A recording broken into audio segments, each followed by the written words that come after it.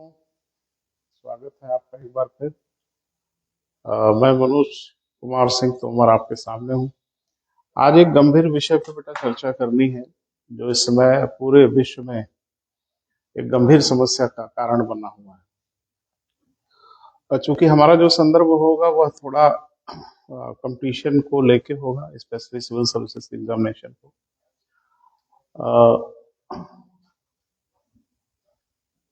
UNO के जो वर्तमान परिदृश्य में भूमिका है, इस विषय पे हम आज बात करेंगे आपसे।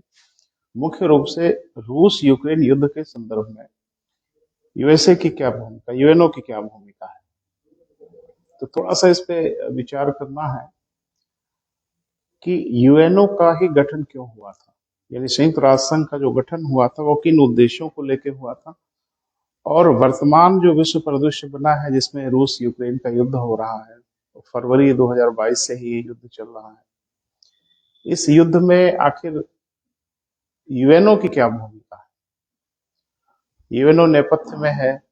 मुझे लगता है कि इसकी भूमिका जो होनी चाहिए वह भूमिका नहीं हो पा रही है। पूरी मानवता बेबस होके पूरे युद्ध को देख रही है और कहीं इसका और अंत नजर नहीं आ रहा है हम मनुष्यों के लिए। तो थोड़ा सा इस संदर्भ में हम आपसे बात करते हैं कि पूरी स्थिति क्या बनी।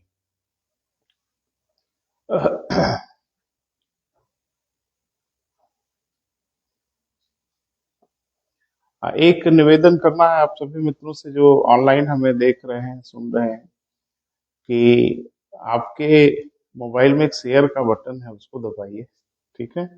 और इसको आप थोड़ा शेयर कर लेंगे तो ढेर सारे मित्रों तक हमारी बात पहुंच पाएगी। तो मुझे लगता है कि विलंब ना करें, शेयर कर लें और हम अपनी बात शुरू करते हैं। रूस यूक्रेन युद्ध में संयुक्त राष्ट्र संघ की क्या भूमिका है, आज इस विषय पे हम लोग चर्चा करेंगे। थोड़ा वक्त लगेगा तो धैर्य से जरा सुनने का प्रयास करिएगा। पूरा परिदृश्य क्या बन रहा है, तो मैं ये चाहता हूं कि थोड़ा सा हम बात करें कि संयुक्त राष्ट्र संघ को किन परिस्थितियों में, कैसे संयुक्त राष्ट्र संघ का गठन हुआ था। तो चूंकि अगर संयुक्त राष्ट्र संघ को हम नहीं समझेंगे तो उसकी भूमिका को भी समझना थोड़ा सा मुश्किल होगा। जब प्रथम विश्व युद्ध समाप्त हुआ तभी से हम मनुष्यों में ये एक चिंता और परिचर्चा शुरू हो गई कि क्या हम मनुष्य आपस में ऐसे ही लड़ते भिड़ते रहेंगे। तो हम लोगों ने एक संस्था बनाया जिसका नाम हम लोगों ने रखा लीग ऑफ नेशन। तो लीग ऑफ नेशन की स्थापना की गई और लीग ऑफ नेशन की स्थापना इसी उद्देश्य से की गई कि भविष्य में इतने बड़े स्तर पे हम मनुष्यों के बीच में युद्ध की स्थितियां ना उत्पन्न हो। दुर्भाग्यपूर्ण स्थिति ये रही कि लीग ऑफ नेशन के रहते रहते 1939 में द्वितीय विश्व युद्ध शुरू हो गया। तो जाहिर सी बात है कि जैसे ही द्वितीय विश्व युद्ध शुरू हो गया, लीग ऑफ नेशन की प्रासंगिकता ऐसे ही समाप्त हो गई। द्वितीय विश्व युद्ध अपने चरम की ओर बढ़ रहा था, धीरे धीरे अपनी समाप्ति की ओर बढ़ रहा था। उस समय अमेरिका के राष्ट्रपति थे फ्रैंकलिन रूजवेल्ट, यूएस के प्रेसिडेंट थे।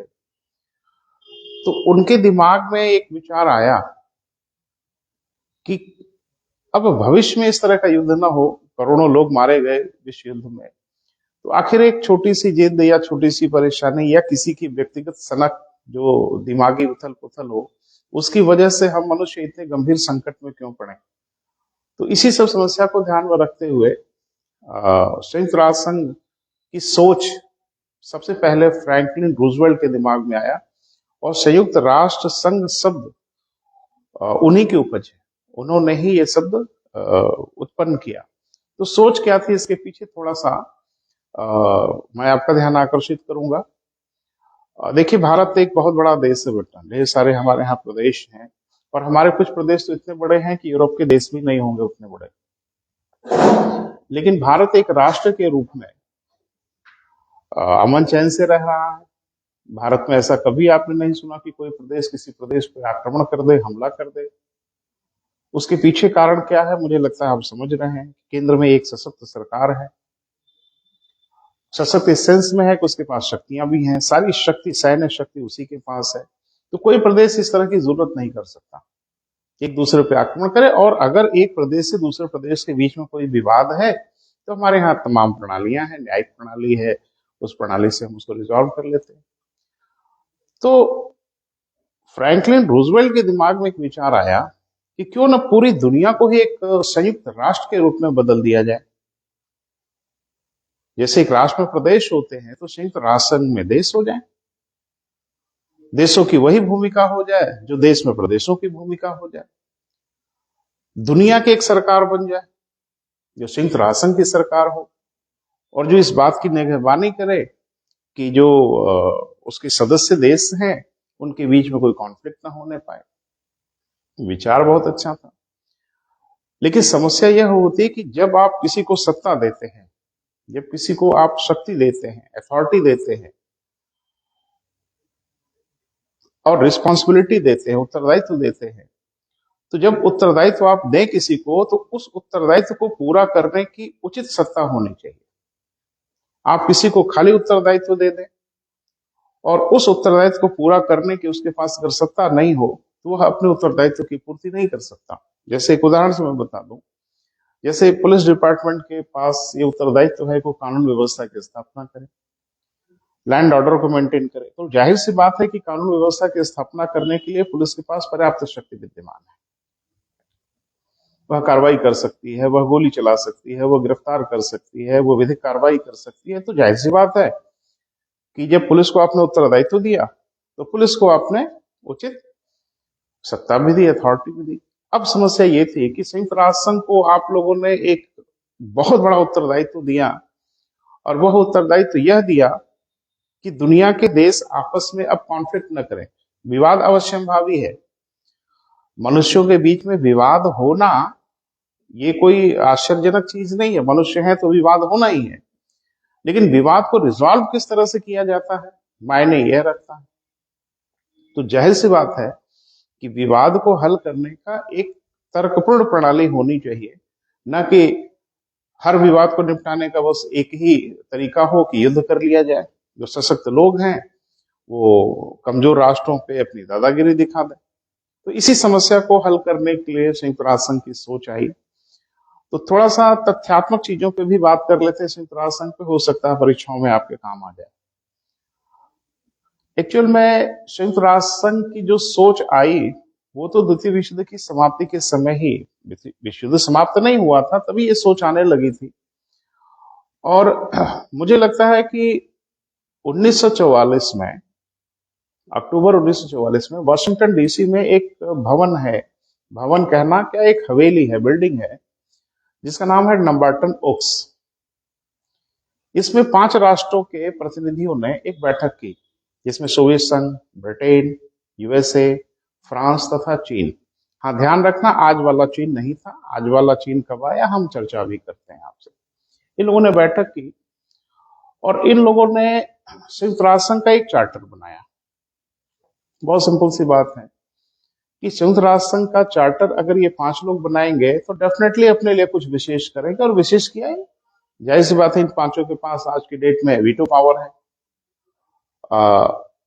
अभी संयुक्त राष्ट्र संघ के पूर्व महासचिव ने कहा था कि सारी समस्या की जड़ जो संयुक्त राष्ट्र संघ में है वो वीटो पावर ही है, क्योंकि ये सशक्त राष्ट्र जितने भी है ना बेटा, वीटो पावर होल्डर जो कंट्री हैं, कि जब इनकी बात आती है तो कहीं कोई सत्य असत्य नहीं रह जाता, ये सिर्फ वीटो पावर का प्रयोग करते हैं और बात को खत्म कर देते हैं। ये बड़ी भारी समस्या रही है। बहरहाल इन लोगों ने अपना चार्टर बनाया 1944 में।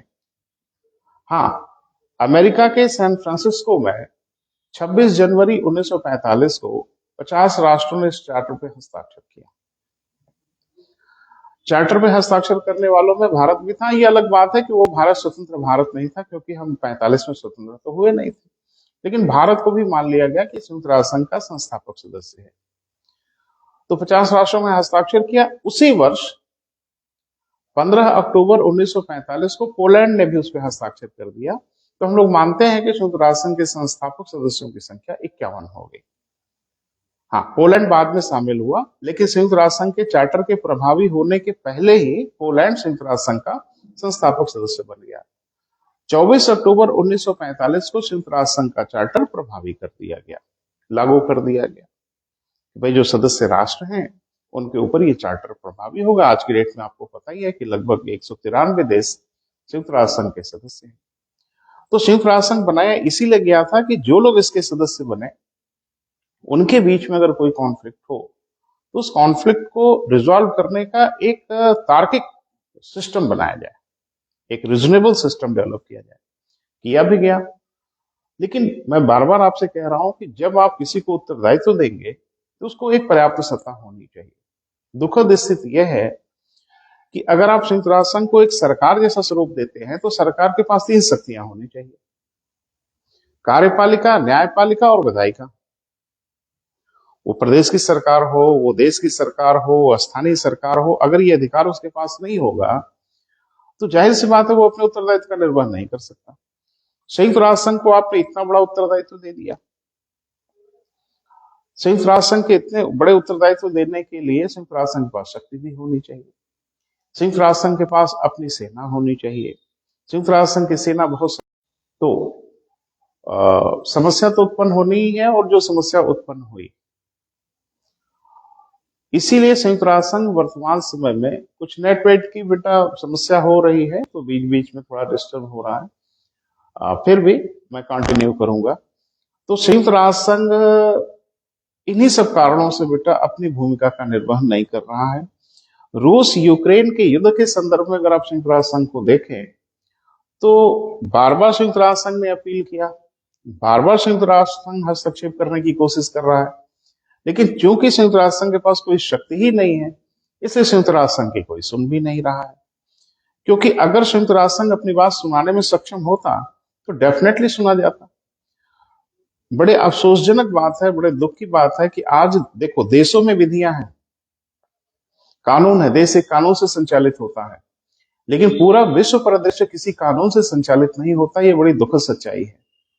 पूरी दुनिया की स्थिति आज यही बन गई है कि जिसकी लाठी उसकी भैंस। जो अपनी ताकत का प्रयोग कर सकता है वो अपनी ताकत के बल पे अपनी बातों को मनवा सकता है। जैसे भी हाल में आपने देखा कि दक्षिणी चीन सागर में चाइना हस्तक्षेप कर रहा है, आर्टिफिशियल आइलैंड बना रहा है, पूरे इलाके पे अपना दावा ठोंक रहा है। इंटरनेशनल कोर्ट ऑफ जस्टिस में ये मामला गया, अंतर्राष्ट्रीय न्यायालय में मामला गया। अंतर्राष्ट्रीय न्यायालय ने चीन को वार्न किया कि दक्षिणी चीन सागर में आपका कुछ भी नहीं है। तो क्या इंटरनेशनल कोर्ट ऑफ जस्टिस की ये कहने भर से चीन मान गया? तो अगर अंतर्राष्ट्रीय न्यायालय ने ऐसा कोई फैसला किया तो उस फैसले को लागू कराने की उसके पास शक्ति होनी चाहिए, जो उसके पास शक्ति नहीं है। ये तो बस गांव की एक पंचायत जैसा हो गया कि कुछ लोग मिलकर एक पंचायत करते हैं और फैसला करते हैं और कोई दबंग आदमी डांट के भगा देता है कि जाइए अपने अपने घर, आए हैं बड़ा फैसला करने। तो मुझे लगता है कि अंतर्राष्ट्रीय न्यायालय की भूमिका ऐसी ही हो गई कि मानना है तो मान लीजिए, नहीं मानना है तो ना माने।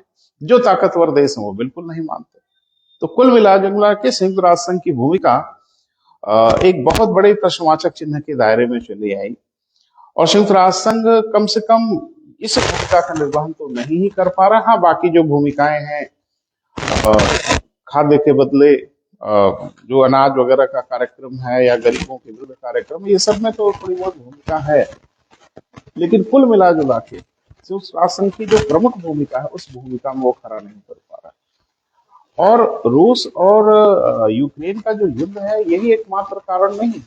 इसके पहले भी अगर आप देखें तो रशिया और वियतनाम का युद्ध हुआ। संयुक्त राष्ट्र संघ के गठन के 10 वर्ष के बाद ही अमेरिका और वियतनाम का युद्ध हो गया 1955 में। 10 वर्ष तक युद्ध चला, 20 लाख लोग मारे गए, लगभग 55-60 हजार अमेरिका के सैनिक भी मारे गए, लेकिन सिर्फ दुनिया तमाशा देखती रही, कोई हस्तक्षेप करने की दशा में नहीं था। और मुख्य रूप से संयुक्त राष्ट्र संघ की भूमिका थी कि इसमें वो दखल करे, वो नहीं कर पाया। क्योंकि आपको पता है कि संयुक्त राष्ट्र संघ दुनिया के कुछ बड़े देशों के इशारे पे काम करता है, मुख्य रूप से अमेरिका के इशारे पर। ईरान इराक का युद्ध हुआ 1980 में, ईरान इराक का लंबा युद्ध चला, इसमें भी लगभग 10 लाख लोग मारे गए। संयुक्त राष्ट्र संघ कुछ भी नहीं कर सका। हाँ, सिर्फ नैतिक पाठ पढ़ाता रहा जिसको कोई सुनने वाला नहीं। रवांडा में 1994 में हुतू और तुत्सी जनजातियों के बीच में कुछ कॉन्फ्लिक्ट हुआ, 8 लाख लोग मारे गए। दुनिया जानती है कि इसमें फ्रांस की क्या भूमिका रही, लेकिन संयुक्त राष्ट्र संघ इसमें कुछ नहीं कर सका। अमेरिका इराक का युद्ध, अभी हाल का युद्ध है 2003 का, जो बहुत ही सुंदर उदाहरण है कि आप समझ सकते हैं कि इसमें संयुक्त राष्ट्र संघ की क्या भूमिका रही। अमेरिका ने इराक पे ये कह के हमला कर दिया कि उसके पास महाविनाशक हथियार हैं, वेपन्स ऑफ मास डिस्ट्रक्शन है। कोई देश किसी देश के ऊपर कोई एलिगेशन लगा के उसके ऊपर आक्रमण कर सकता है क्या? आज तो पूरे इराक पे अमेरिका का आधिपत्य है। पूरे इराक में वो महाविनाश के हथियार कहां मिले? कुछ भी नहीं मिला। लेकिन जाहिर सी बात है कि ये कौन पूछेगा अमेरिका से? सद्दाम हुसैन जैसे भी शासक थे, अच्छे बुरे जैसे भी शासक थे, लेकिन मुझे लगता है वो देश तो चल रहा था। लेकिन आज उस देश की क्या दशा हो गई, मुझे लगता है हर कोई देख रहा है। तो कुल मिला जुला के विश्व में जब भी कोई बड़ा देश इन्वॉल्व हो जाता है, जो संयुक्त राष्ट्र संघ की बात को सुनने के लिए बिल्कुल तैयार ही नहीं होता, तो संयुक्त राष्ट्र संघ के पास अपना कोई इस तरह का सिस्टम ही नहीं है कि वो अपनी बात को किसी से मनवा पाए। और जाहिर सी बात है कि इन्हीं स्थितियों में संयुक्त राष्ट्र संघ की भूमिका बहुत ही खतरे में है, बहुत ही चिंताजनक स्थिति है। रूस यूक्रेन का जो युद्ध है, आप देख रहे हैं कि दुनिया बेबस है। हाँ, कुछ लोग आग में घी डालने का काम कर रहे हैं, क्योंकि दुनिया के कुछ देशों का हित सिर्फ और सिर्फ युद्ध में ही है। कहीं न कहीं युद्ध होता रहे तो उन देशों का भला है। मुझे लगता है आप समझ ही रहे हैं कि इसमें सबसे भला यूएसए का होता है। हथियारों की बिक्री होती है, हो ही रही है। अभी आपने देखा होगा कि लगभग 4,000 करोड़ का जो वेपन सिस्टम है वो पोलैंड खरीद रहा है यूएसए से। अब जो भी घबराए हुए देश हैं, नाटो के डरे हुए देश हैं, वो जाहिर सी बात है कि वो ज्यादा से ज्यादा वेपन अपने यहाँ जुटाना चाहते हैं। कुल मिला जुला के मेरे कहने का अभिप्राय सिर्फ ये है कि पूरे विश्व में एक ऐसी व्यवस्था बनाने का जो हम लोग का एक सोच थी कि हम संयुक्त राष्ट्र संघ जैसी एक व्यवस्था बना दें, देशों में विवाद जरूर हो, लेकिन उन विवादों को एक वैधानिक ढंग से हम कैसे रिजॉल्व करें, ये सारा सिस्टम जो बनाने का हम लोगों ने प्रयास किया, वो सारा प्रयास धरा रह गया। और पूरी दुनिया में जितने सशक्त देश हैं वो किसी की नहीं सुनते। न सुनने का कारण ये है कि उन्हें सुनाने वाला कोई नहीं। हमारे यहाँ न्यायालय एक निर्णय करता है किसी को अरेस्ट करने का, तो उनको अरेस्ट होना ही होगा, वो चाहे जितने ताकतवर हो। क्यों? क्योंकि राज्य से ताकतवर कोई नहीं है, उन्हें न्यायालय की बात को मानना ही होगा। समस्या ये है कि अंतर्राष्ट्रीय न्यायालय की बात को कोई देश क्यों माने? नैतिकता के आधार पर तो भले मान ले, लेकिन एक दबाव के द्वारा, एक फोर्स के द्वारा, एक शक्ति के द्वारा तो अंतर्राष्ट्रीय न्यायालय अपनी बात को मनवा ही नहीं सकता। और रही सही कसर जो पूरी हो रही है वो सुरक्षा परिषद पूरी कर रहा है। सुरक्षा परिषद के जो 5 अस्थायी राष्ट्र हैं वो वीटो पावर होल्डर है। जिन मामलों में ये खुद इन्वॉल्व होते हैं, चाहे वो मामला सही हो चाहे वो मामला गलत हो, ये हमेशा वीटो का प्रयोग कर देते हैं। ढाक के 3 पाप, मामला वहीं का वहीं फिनिश हो जाता है। तो कुल मिला जुला के अगर आप देखें तो संयुक्त राष्ट्र संघ की जो भूमिका है विगत वर्षों से लेके अभी वर्तमान परिदृश्य तक, वह भूमिका संतोषजनक नहीं है। वो अपनी भूमिका का निर्वहन नहीं कर पा रहा है। न कर पाने के पीछे सिर्फ एक कारण है कि संयुक्त राष्ट्र संघ के पास अपनी बात को मनवाने के लिए कोई भी एक ताकतवर व्यवस्था नहीं है, वो अपनी बात को नहीं मनवा सकता। हाँ, वहां पे वो अपनी बात को मनवा लेता है जहां उसके पीछे अमेरिका खड़ा होता है और सामने एक छोटा मोटा देश है। अभी संयुक्त राष्ट्र संघ की भूमिका इसलिए गड़बड़ हो रही है कि अमेरिका तो चाह रहा है, लेकिन प्रतिपक्ष में रशिया खड़ा है जो ताकतवर देश है, इसलिए संयुक्त राष्ट्र संघ की भूमिका नेपथ्य में है। थोड़ा सा तथ्यात्मक चीजों की तरफ आपका ध्यान आकर्षित कर दें।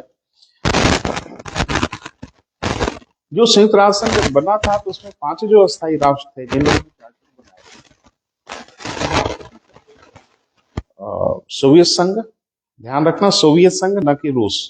सोवियत संघ था, यूएसएसआर था, ब्रिटेन था, यूएसए था, फ्रांस था और चाइना था।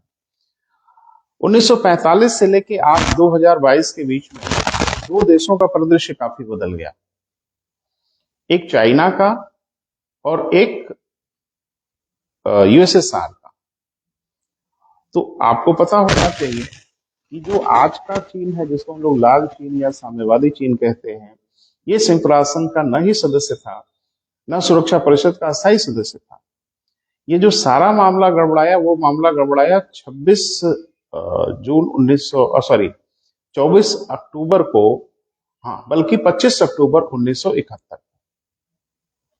तो 25 अक्टूबर 1971 को संयुक्त राष्ट्र संघ की महासभा ने एक प्रस्ताव पारित कर दिया बहुमत से, जिसमें यह बताया कि फार्मोसा या ताइवान, जो पहले संयुक्त राष्ट्र संघ का अस्थायी सदस्य हुआ करता था, अब वो सदस्य नहीं रहेगा। और 25 अक्टूबर 1971 से साम्यवादी चीन संयुक्त राष्ट्र संघ का सदस्य हुआ, और सदस्य ही नहीं हुआ, ये अस्थायी सदस्य हो गया, वीटो पावर होल्डर हो गया। तो जो साम्यवादी चीन है, जो आज का चीन है, वो 71 से संयुक्त राष्ट्र संघ का सदस्य बना। रही बात रशिया की, तो आपको पता है कि 1991 में यूएसएसआर बिखर गए। मिखाइल गोर्बाचोव ने वहां पे कुछ सुधार के कार्यक्रम शुरू किया, जो रशियन भाषा में हम लोग ग्लासनोव और पेरेस्ट्रोइका कहते हैं, यानी उदारीकरण और निजीकरण। और उदारीकरण निजीकरण तो नहीं हुआ, हाँ रूस जरूर बिखर गया, टूट गया। तो अब जाहिर सी बात है कि अगर रूस कितने टुकड़े हो गए, तो फिर संयुक्त राष्ट्र संघ में कौन सा रूस या कौन सा हिस्सा माना जाए। तो फिर 21 दिसंबर 1991 में रूस को संयुक्त राष्ट्र संघ का सदस्य मान लिया गया, और इसे बाद में वीटो पावर होल्डर भी बना दिया गया। तो दो तथ्य है, दिमाग में रखिएगा कि रूस जो संयुक्त राष्ट्र संघ का सदस्य बना वो 1991 में बना। यूएसएसआर जो सदस्य था वो तो संस्थापक सदस्य था। साम्यवादी चीन संयुक्त राष्ट्र संघ का संस्थापक सदस्य नहीं था, ये 1971 में संयुक्त राष्ट्र संघ का सदस्य बना।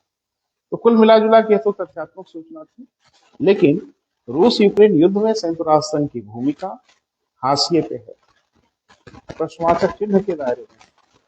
संयुक्त राष्ट्र संघ के पास अब उसके असहाय होने का कारण समझ में आ रहा है, क्योंकि संयुक्त राष्ट्र संघ असहाय महसूस हो रहा है, वो अपनी बातों को नहीं मनवा पा रहा है। और आज की डेट में पूरे विश्व परिदृश्य में स्थिति यही है कि जो देश ताकतवर है वो अपनी शक्ति का प्रदर्शन करे, उन्हें रोकने वाला कोई नहीं है। तो कुल मिला जुला के फिर से पुनर्विचार की आवश्यकता है, और संयुक्त राष्ट्र संघ अपने उत्तरदायित्वों का निर्वहन तब तक नहीं कर सकता जब तक संयुक्त राष्ट्र संघ के पास उचित शक्तियां न मिल जाए, पर्याप्त शक्ति न मिल जाए, तब तक संयुक्त राष्ट्र संघ अपने उत्तरदायित्वों का निर्वहन नहीं कर सकता। एक फ्रेज यूज किया जाता है कि सत्ता और उत्तरदायित्व एक साथ रहनी चाहिए, इनका संबंध वैसे ही है जैसे शरीर और आत्मा का संबंध है। जिस प्रकार शरीर और आत्मा दोनों को एक साथ रहना होगा तो एक अर्थपूर्ण स्थिति बनती है, शरीर से आत्मा निकल जाए तो दोनों बेईमानी होती है। बस वही अर्थ है सॉरी वही अर्थ है कि उत्तरदायित्व और सत्ता के बीच में, अगर उत्तरदायित्व सत्ता के बिना हो या सत्ता उत्तरदायित्व के बिना हो तो बेईमानी है। और मुझे लगता है संयुक्त राष्ट्र संघ पे साफ साफ दिख रहा है कि संयुक्त राष्ट्र संघ का उत्तरदायित्व तो है, लेकिन उत्तरदायित्व को पूरा करने के लिए उसके पास सत्ता नहीं है, इसलिए संयुक्त राष्ट्र संघ अपने उत्तरदायित्वों का निर्वहन नहीं कर पा रहा है। तो इसी के साथ हम अपनी बात को समाप्त कर रहे हैं। हाँ, ढेर सारे मित्रों से विनम्र निवेदन है कि इसको शेयर कर लें बेटा, मुझे लगता है शेयर करने में कोई बड़ी तकलीफ आपको नहीं होनी चाहिए, ज्यादा से ज्यादा शेयर करें। एक बटन ही है, आपको क्लिक करना है, उसको दबाना है, बाकी तो कुछ भी नहीं करना है, ताकि ये बात ज्यादा से ज्यादा मित्रों तक पहुंचे। और हम फिर आपसे बातचीत करेंगे किसी ऐसे ही जो ज्वलंत मुद्दा होगा, उस मुद्दे पे आपसे हम चर्चा करेंगे।